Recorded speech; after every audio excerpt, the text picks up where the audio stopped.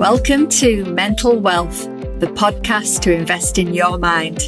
Here I will help you make sense of your mind and behaviours, giving you the tools to have your best life. There is so much to share, so let's get into this episode and explore another great topic. Welcome to episode 35. And in this episode, we're going to be talking about self-love. In society, self-love is often associated with being in a relationship. But I want us today to really think about what self-love is.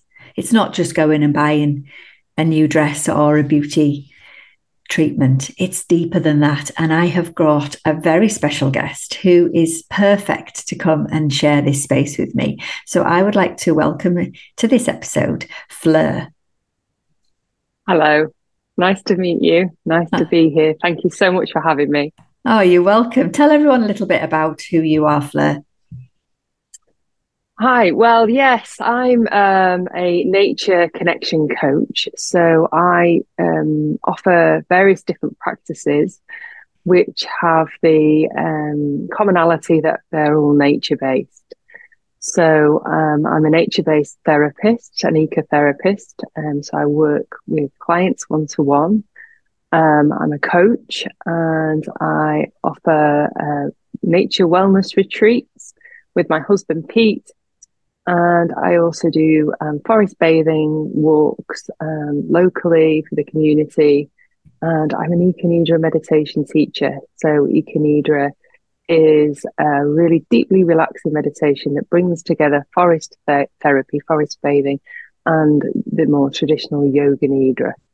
Love it. So that's what I do in the world. My purpose, my sole purpose, is to bring people back to nature, to themselves, to nature, to their own inner nature, and to love themselves again. So very apt for this episode. Exactly. That's why when I met you at a networking event, I thought you would be perfect for this topic. And as it is coming out on Valentine's Day, we want to change up. Fleur and I decided we want to change up the conversation around love. And as we've said, bring in that kind of self-love. What does it actually mean? How do we have more? What do we need to look at? And we're going to be talking about boundaries. We're going to be talking about understanding what gets in our way, and then hopefully lots of really practical takeaway tips that we can share with you all today.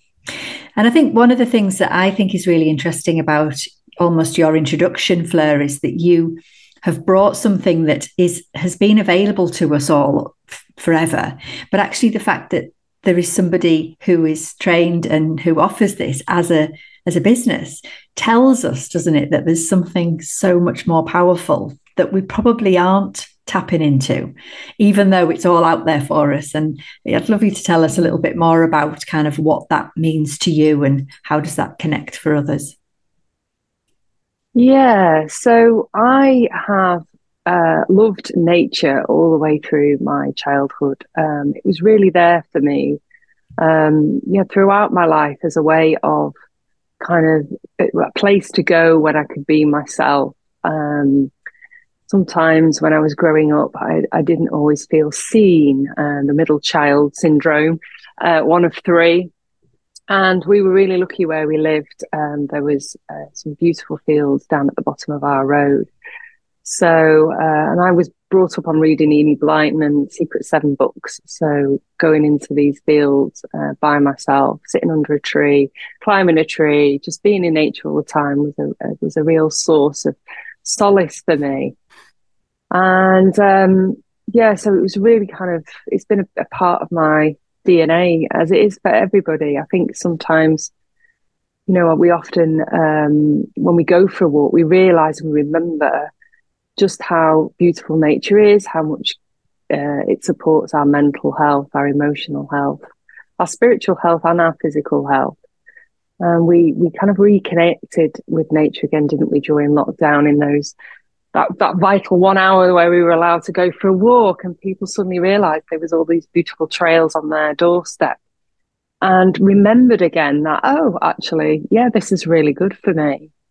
And sometimes when I, put on social media that I've got a forest bathing walk, a 3-hour session, in the diary, somebody will always comment underneath, well, what do I need that for? I can take myself out for free, but on my own. And that's brilliant. Going out in nature on your own is awesome, and I'd highly recommend to do that. But so often I see people walking really fast. They're on a mission to get the dog walked. Sometimes, people have got headphones in. It's a nice way to listen to a podcast, isn't it, while you're walking? But actually, we're missing what nature is offering us, which is this beautiful connection where, when we return from spending time in nature, we can feel that kind of sense of bliss. And we call this, this wholeness, this feeling of wholeness, where we remember that we are nature and that we're not separate from it. It's like we live in our house with our walls, and nature's out there, and it's a place to be visited on a bright sunny day. But actually, ancestrally we lived in nature. Nature was our home.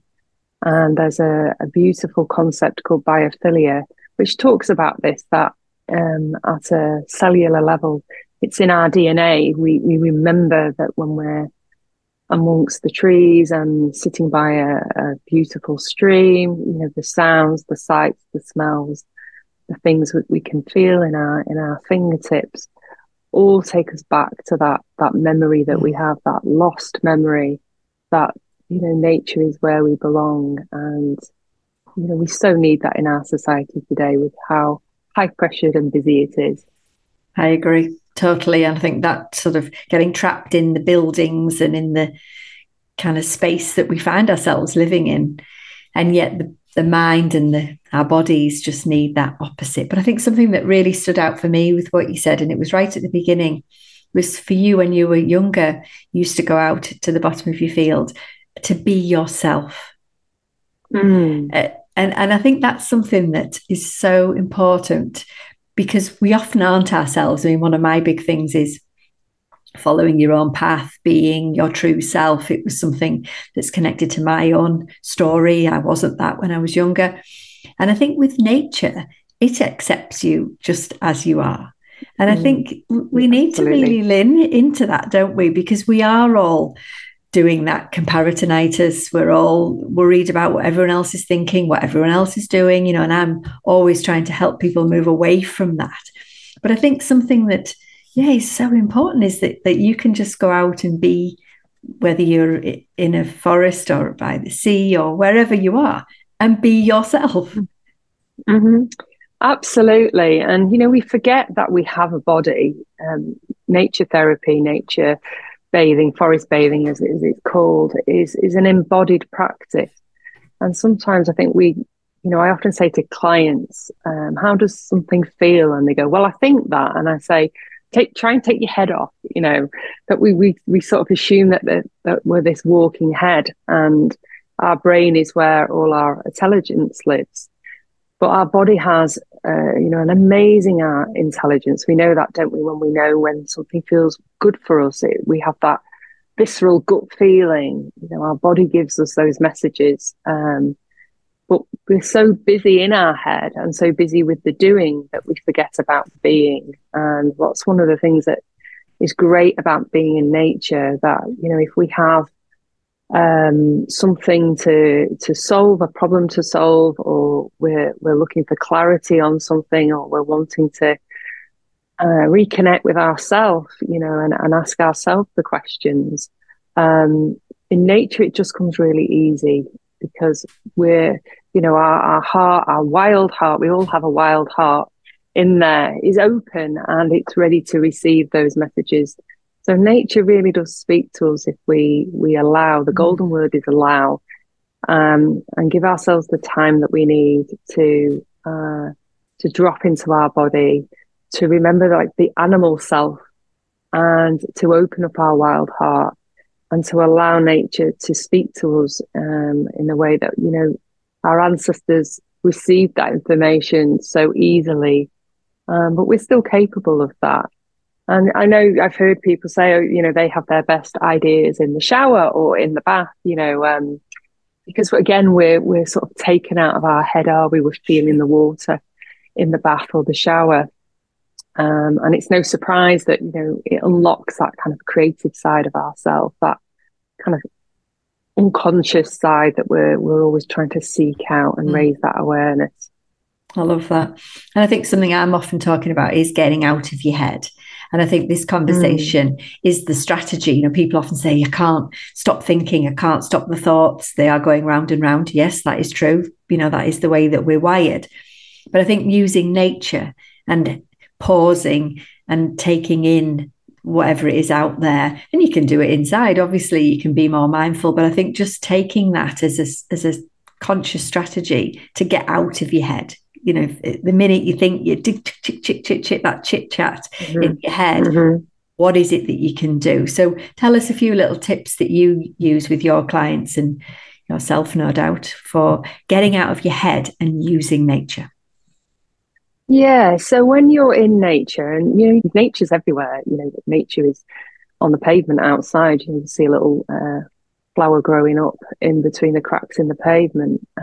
So yeah, I'd really encourage you to just, go into your back garden, step out, from your front door, and just allow yourself to, awaken your senses. So one of the things that I do on my forest bathing walks, we do a beautiful 20-minute meditation called the Pleasures of Presence, where we open up all of our senses. But we can do this, and we're often taught this, aren't we, when we read about mindfulness. So it's kind of giving ourselves that time to just really tap into what we can see, what we can hear, what we can smell, what we feel, the air against our skin, what we can touch, and also what we can taste as well. And I often invite my participants to breathe in through their mouth and suck up the air through their lips, as if they're sucking up the air through a straw. And it's amazing, just like noticing the temperature change and how that air feels as it enters your body. And just to reconnect with those kind of embodied parts of yourself that we, when we're, as you said, so busy in our head, we forget that, are there, and that will kind of connect you in with nature. And then the other thing that I love doing is doing what we call a sit spot invitation. So just invite you to sit in the same place and return to that same place often. So it's useful if that same place is, in your back garden somewhere you can get to, and sit somewhere that you've never sat before. So it's so easy, isn't it, to sit where the chair is or the bench is in your place, your park or your woodland or your garden. But sit somewhere in your garden you've never sat before and allow yourself just to do nothing. And it's really, tough at the beginning. We're looking for our phone, aren't we? We're kind of in our head. But just allow yourself to take a couple of deep breaths, drop into your body, and just ask yourself, what am I noticing? What am I noticing? And it's so amazing just how you'll become connected to nature. You'll start to just really focus on the tiny little creatures that are by your feet, the birds that are flying around above your head, the temperature of the air against your skin. Just allow those things to come. And then actually, if you have been sort of busy in your brain because you have been, as I said before, searching for some answers, you'll find that they just land into your palm because you're open to receive. Lovely. So sit spot invitation is lovely, and dropping into your senses and into your body. I love that. I love the idea of just really consciously sitting, maybe like you say, what are you noticing in a different part, even if it's your own garden. But I think something that I think is quite interesting is even if you do have the same spot, different seasons, notice different things in the same spot. And I think that's something to be kind of mindful of as well, is that it's the same view, but can look so different, can't it, in the different seasons? Yeah, absolutely. And one of our practices is reciprocity. So, when we are kind of actively engaged in the practice of forest bathing, we're connecting with, not to, the other than human world. So there's a real kind of philosophy that, what you're looking at is also looking at you too, that it's just not a one-way street, that kind of as a human species, we've kind of elevated ourselves above the rest of nature. So, you know, one of my sit spots in my garden is underneath our hazel tree, which I call Harry. And, you know, this tree knows me, and I know it, you know, and I have a relationship with this tree, and I've climbed its branches, and I've sat wailing underneath that tree, and I've laughed under that tree. I've done journaling under that tree. You know, it feels like a two-way relationship. Just as, you know, when you have a pet, you know, it's not just you getting something from your pet. You know, you give and you receive in equal measures. So anybody who's a dog or a cat lover knows exactly what I'm talking about. So yeah, you know, it's kind of reestablishing that kind of equal relationship with nature. And when you care for nature, we know this with a houseplant, don't we? When you nurture that and you cut the dead leaves off, what you're doing is you're kind of nurturing yourself and caring for yourself too. Brilliant. And I think that takes us really nicely into sort of the self-love side of this episode, which I'd like to talk about. But I think the first thing that we can sort of remind ourselves that we've talked about so far is to be able to do self-love, we've got to get out of our heads, because in our heads is all this chit chat. So the first part of our strategy that we're offering you today is to think about how you're going to get out of your head so that you can be present to yourself. But I think this whole notion of being yourself it almost sounds crazy that we have to work on being ourselves, and yet a lot of people do need to work on that. And one of my big things is, how do we find ourselves, and then how is it okay for us to love ourselves? Because I do actually hear, and I don't know whether you do, Fleur, but I actually hear people saying that they think self-love is self-indulgent, is selfish, you know, and people get quite uncomfortable with it. And I think we've got to get rid of that for a start, haven't we? Yeah, absolutely. You know, taking time for yourself is selfish, and especially as, you know, women, we are so busy, you know, often, you know, I'm trying not to be stereotypical here, but, you know, certainly in my house, I do the lion's share of the cleaning and the jobs and, you know, keeping the family together in the Tesco shop. And, you know, it's sometimes it's really hard to kind of, you know, give yourself that time, because there's always something else, isn't there? That to-do list is never done. Yeah. So yeah, it's the golden word for me, as I said before, is, and was talking about this yesterday in a workshop I was running, is allowing, you know, it's allowing yourself, it's giving yourself that permission to say, do you know what, it's okay for me to take this time out that I need. And, you know, often when I'm working with clients, we talk about what self-love is, and there's the side of it, isn't there, which, you know, the media presents. So, you know, going, getting your nails done, having a massage, having a candlelit bath, all of those things are lovely, and yet absolutely go and indulge in those things as well. You know, they're absolutely necessity. They're not a luxury, they're necessity. But self-love to me, and what I work with my clients, is about self-acceptance.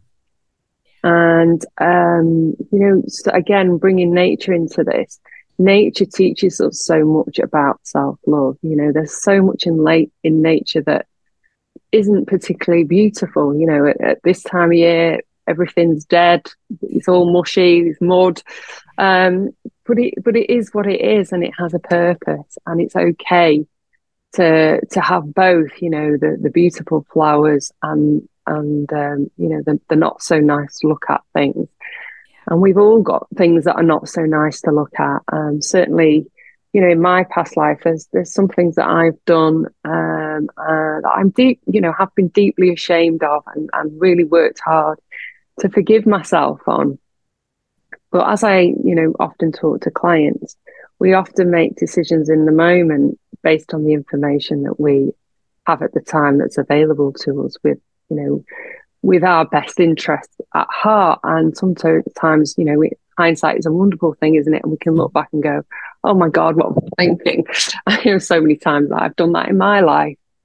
But actually, that's okay. That was part of your journey, and it's led you to where you are now. And maybe those hardships and those challenges and those decisions that you made have led you to where you are, and were a necessary part of the journey. And Definitely. we can't always have the sunshine, can we? We have to have the rain. Yeah. I mean, I often talk about your most sensational, and I'm using that word quite purposefully, your most sensational realizations and growth comes from the things that appear to not be working out so well. But actually, I think things happen for us, not to us. So even the rubbish, it happens for us to grow or to realize that you were doing something that wasn't good for you. I think self-love is being able to notice what you need to do more of, what you need to do less of, what you need to stop doing altogether, and what you need to start doing. And if people did a little checklist of things, particularly if it hasn't worked out, if something hasn't worked out, might be a relationship, might be a friendship, could be absolutely anything. If it hasn't worked out, what is it that's at the heart of it? And 9 times out of 10 in all my experience, and I've written a couple of books that kind of are what I've experienced when it comes to this kind of thing. Usually the root of all of challenges is that you haven't put yourself first or haven't looked after yourself properly. Yeah. And you haven't had boundaries at the time. Yeah, absolutely. I really, when I've reflected back on the relationships that haven't been healthy for me, I've almost invited that in by being sort of subservient. And I had this concept, I think, from kind of what was modeled to me from childhood, that my job was to serve, and that my happiness was derived from making other people happy. And then I was kind of sad when when those relationships ended. But actually, when my relationship ended with my first husband, one of the standing jokes in this relationship was we would walk into Tesco and he would say, "Do you want some flowers?" And I sort of like nudge him and say, "Oh, just want you to buy me flowers, like, just because you love me, like, just as a way of showing me you love me, not because we're walking past."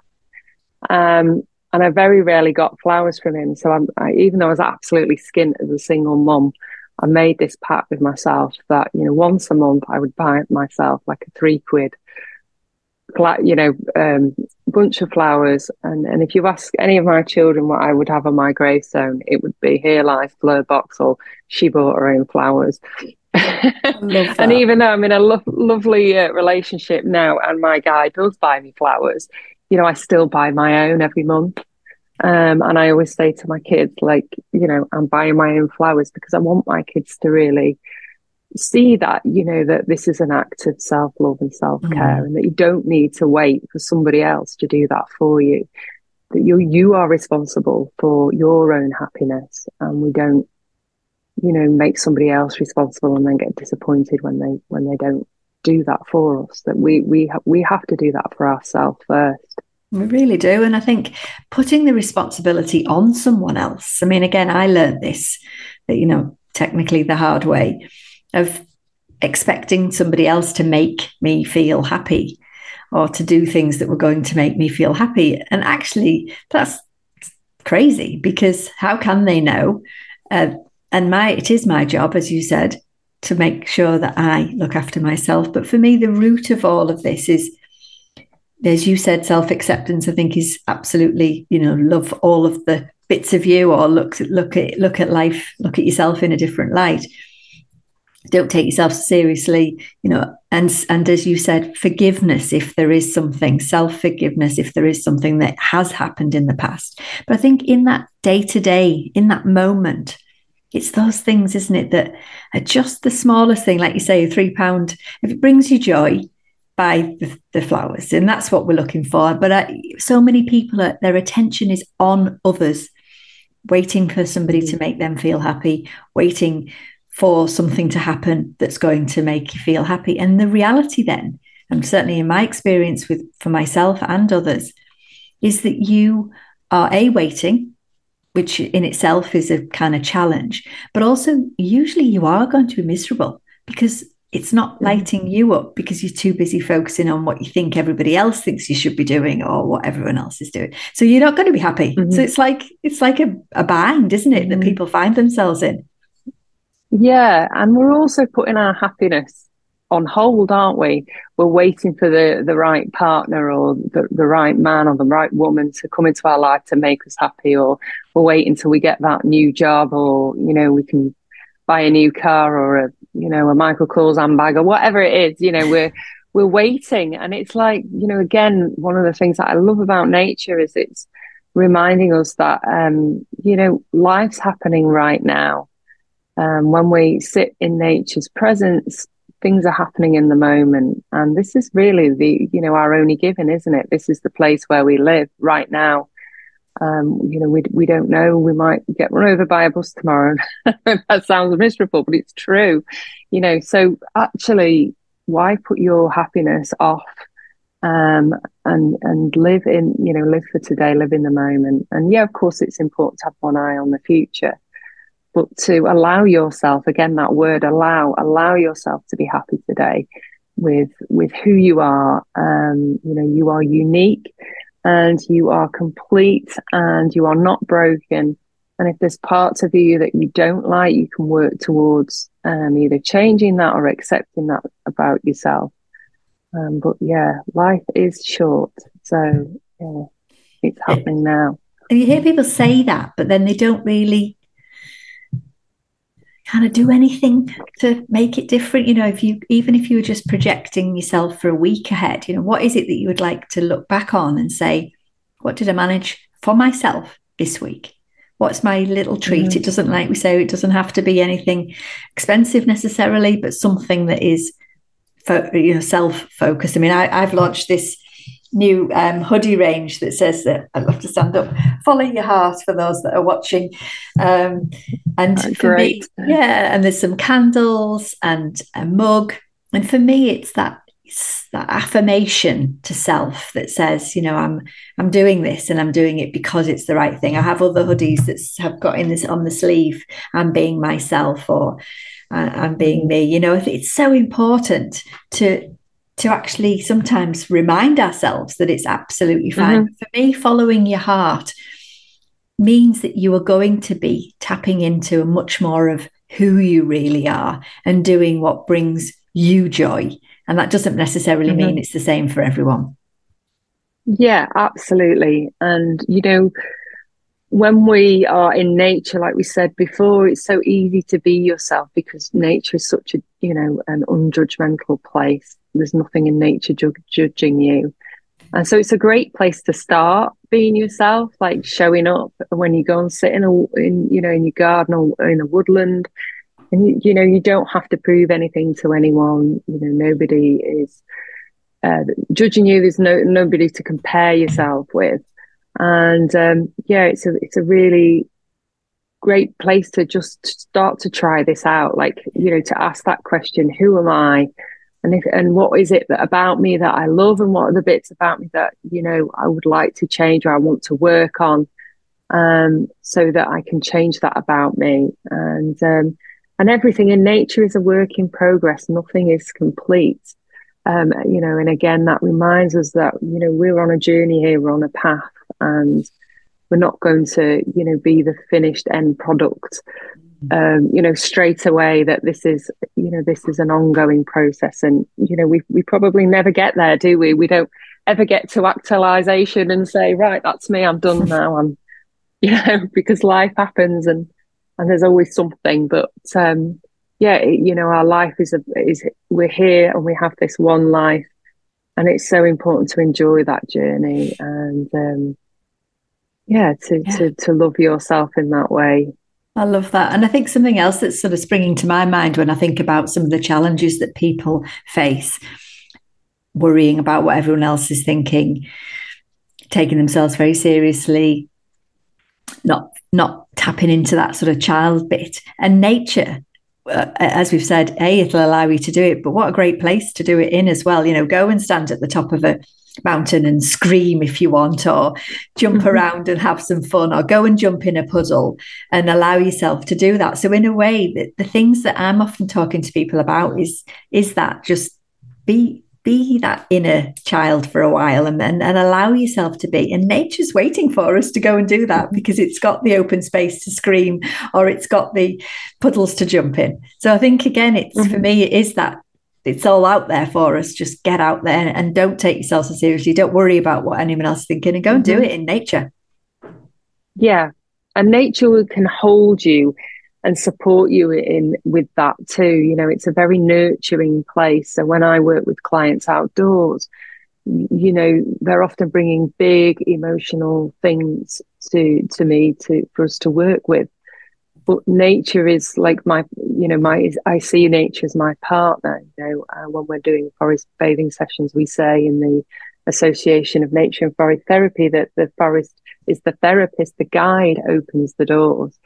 So, you know, it's great you can have fun in nature, and absolutely, you know, that within it us all, there is that child, isn't there? So, you know, I'm 51, and all 51 versions of Fleur are within me, like the dolls, you know, that stack inside one another.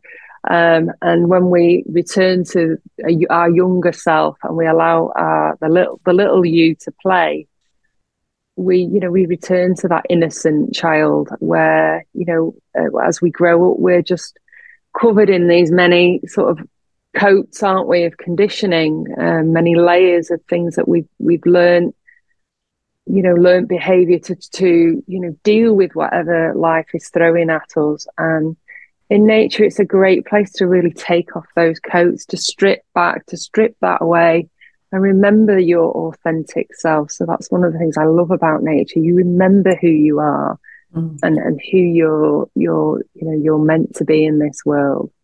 And nature can really support you when you feel nature's love in doing that for yourself. And really, that is self-love, isn't it? You know, like we said, it's fine to go and book yourself in to have your nails done or whatever, all part of the jigsaw. But actually, when I hear people say, "Oh, my self-love is I've booked my nails in and I'm going to have an early night," great. But actually, it's not going to do the thing that's missing if they really, really are feeling a bit burnt out or really super tired. There's more. And I think that's where, you know, this episode hopefully is just going to help people pause and really think about where they are in relation to nature, but also where does that self-love come from? Allowing. I love the fact you use that as well. I use the word allowing and permission a lot. Give yourself permission to just shut your laptop and go and have that time out, or whatever it is that you need to do. Yeah. So important. Yeah. And just what you were saying there about, you know, recognizing that you're tired and to think I needed an early night is great, but we're being reactive to something. So, you know, what I really advocate is to be proactive. So, you know, if we make this nature connection, or whatever it is for you, you know, whether that's meditation or yoga or whatever it is that you find as a way of really connecting to that sort of spiritual self, and we make that part of our daily life, then, you know, that then becomes a way of really helping with burnout, and so that we don't end up in a place where we go, oh gosh, I'm so tired, I need an early night. But, you know, we're just not tired anymore because we've given and allowed ourselves those things every day. And it's so easy to put that into your day. So one of the things I do, and again, another sort of strategy for your listeners, when I come downstairs in the morning, I make myself my ginger tea, and I open the curtains and I open the double doors at the back of my house, and I just step into the garden. And I greet the day. It's a little practice called greet the day. And if it's raining, I don't go, oh God, it's raining, miserable. I just go, oh, it's raining. I'm noticing it's raining, and I allow that rain to greet me, to meet me where I am. So that's the other lovely thing about nature, is it meets you where you are. And to try not to put like your version of what a good day is. If it's sunny, it's a good day. If it's wet, it's a bad day. But just notice and greet the day. And you're just those 5 minutes of standing there in the rain, or allowing that sunshine to hit your face, and noticing the birds or whatever it is that you're noticing. And then coming back indoors, it's like, right, I'm ready to start my day now. I love that. I love that. And of course, it's supporting this notion that we're trying to have time where we're out of our heads. We are going to be in our heads. That's kind of the way humans are wired. But having time where you're not stuck in your chit chat, especially if you have got something that you're trying to solve. So I think that's really important. Yeah, okay. Absolutely. So something that you and I are going to be at, which I think would be brilliant for you to share what you're going to be doing at Manifest, which is Empowering Women Festival in July this year. And you are going to be running some wonderful workshops there. Tell us a little bit about that. Yeah, so I did this event last year run by the lovely Jodie, and so I'll be offering two things on the two different days. So I'm doing a forest therapy session, a forest bathing session. So you can come and join me for 90 minutes. It's like a taster session. So we'll be doing the senses meditation that I spoke about earlier, dropping into our bodies, getting out of our head. And then I'll be offering participants some nature connection invitations in the woods there. Nice. So I'm really looking forward to that. Last year, it absolutely lashed it down, and we were all giggling like kids because it was like biblical rain and we all got drenched, but it was so much fun. And the other thing that I'm doing is an EcoNIDRA session. So I do these monthly online, and it's so lovely to do in-person sessions as well. So we'll be doing this inside one of the beautiful yurts that are there at Woman Fest. And EcoNIDRA provides the same benefits of 3 to 4 hours worth of deep, deep sleep. So it's a beautiful, relaxing, guided meditation. So even if you're new to meditation, all you have to do is listen to my voice. People often fall asleep, which is welcome. Yeah. And and often it leads to the best night's sleep ever afterwards. So I'm absolutely honoured and delighted to have been asked back to Woman Fest, and I can't wait. So I hope to see you there. Yep, you'll definitely see me there. I'm going to be having doing a talk as well. We'll put the link. We'll put the link for tickets because they are going out. They're out at the moment. There's some offers on at the moment, actually. So Manifest is the 6th and 7th of July, and it's up here in the Frodsham area in the northwest for anyone who's interested. So we've also got beautiful bit of poetry in the show notes that Fleur has written, which is very kind of apt for this topic around self-love. And so tell us just a tiny bit about your poetry before we finish. Yeah, so I've been writing poetry for a long time. I just love to write. I've kept a journal since I was 15 years old. Just these poems started flowing out of me over the summer, really. But I've never actually published anything or started to put them online, and I was encouraged to do that. And one of the, my kind of things that I want to change about myself a little bit and encourage myself to do, and again, messages that I've heard from nature is to be brave, and be courageous. And I was 50 last year, so I thought, right, well, if not now, when? There might not be that many years left to do this. When now's the time. So I've got an Instagram page called Wild Heart Poetry, and I've started to put some of my poems out there, and I'm hoping to get enough together to publish a book. And all the poems are kind of have that self-love theme, and they're some of them are nature themed. The one that you have, you see, sister, is a a kind of a self-love one. Some of them are about some of the relationships that I've been in, and some of the pain that I've been through on my journey too. And really, I'm writing them to speak to people so that they can read them, and then hopefully it might help somebody in some way to recognize themselves in the poems and think, actually I need to do that too. Lovely. Well, thank you so much for sharing that with us and having it in these show notes today. So I feel very honoured that we've got poetry that hasn't really been published yet, and we've got it already here. But I think that just want to end on that sort of a whole concept of wild heart.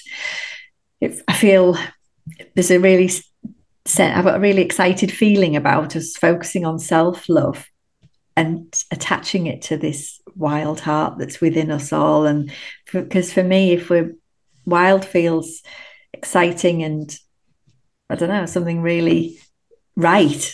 I'm not quite sure. It's just kind of processing for myself right now. But I think just self-love and attaching it to your own wild heart, I think that's just very exciting. Absolutely, yeah. And one of the things that I always say in my meditations and to the people that I work with and on our weekend retreats is, this heart, this wild heart that you have has been beating since the moment of your creation. It knows you. It was beating before you were even born. So yeah, get to know your wild heart, listen to it in nature, put your hands over your wild heart, see what your wild heart wants for you. There's so much love for you. And if we can just receive that love, how brave we can be in the world, knowing that we are loved by nature, by all that is, every living, breathing thing in this world. And your own wild heart loves you. So love her back. Love her back.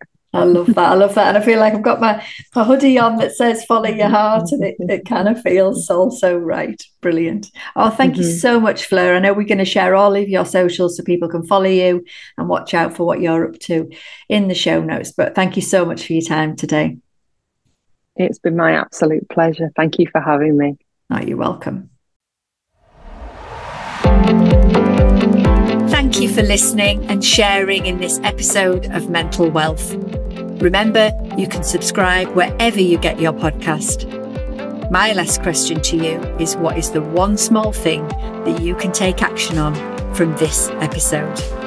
Message me on Instagram or through our website with questions you'd like me to explore. You'll find the links in the show notes. I'll be back with more tools and tips to make sense of your mind in the next episode. In the meantime, be kind to yourself. Bye for now.